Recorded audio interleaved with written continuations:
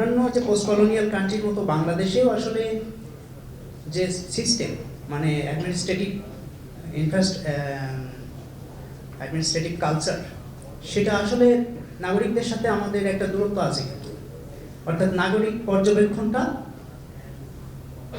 খুব ওয়েলকাম না, এটা আমাদের বাস্তবতা। আমরা অনেক জায়গাতেই শুনেছি পর্যবেক্ষকরা গেলে আমরা তো সরাসরি বাধাপ্রাপ্ত হয়েছি, কিন্তু আমাদের অনেক জায়গাতে নেগোশিয়েট করতে হয়েছে, বোঝাতে হয়েছে।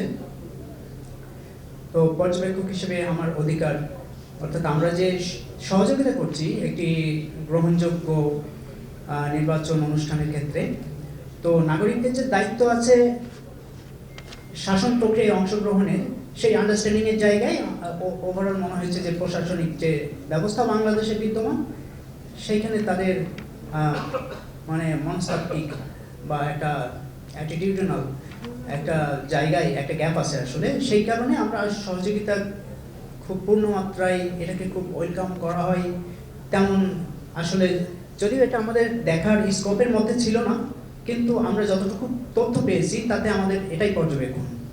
আর বিগত সময়ে যেসব পর্যবেক্ষণ তুলে ধরা হয়েছে, আমি যদি গত কয়েকটা নির্বাচন যেটা আসলে পর্যবেক্ষণভাবে হয়নি, সর্বশেষ যদি বলি 2008-এর নির্বাচন, তো নাগরিকদের পর্যবেক্ষণের এই যে পর্যবেক্ষণের ফলাফল, সেটাকে আমরা যখন দিই, এটাকে খুব বেশি আমলে নেওয়া হয় কিনা আসলে আমরা যদি বলি হ্যাঁ কিছুটা তো হয়, তা না হলে আমাদের এখন যেসব নির্বাচনী নীতিগুলো হয়েছে সেগুলো তো নিশ্চয়ই নাগরিকদের মতামতের প্রতিফলন আছে সেখানে।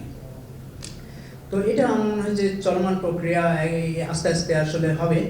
তো এই প্রগতির গতিটা আসলে খুবই ধীর বাংলাদেশে।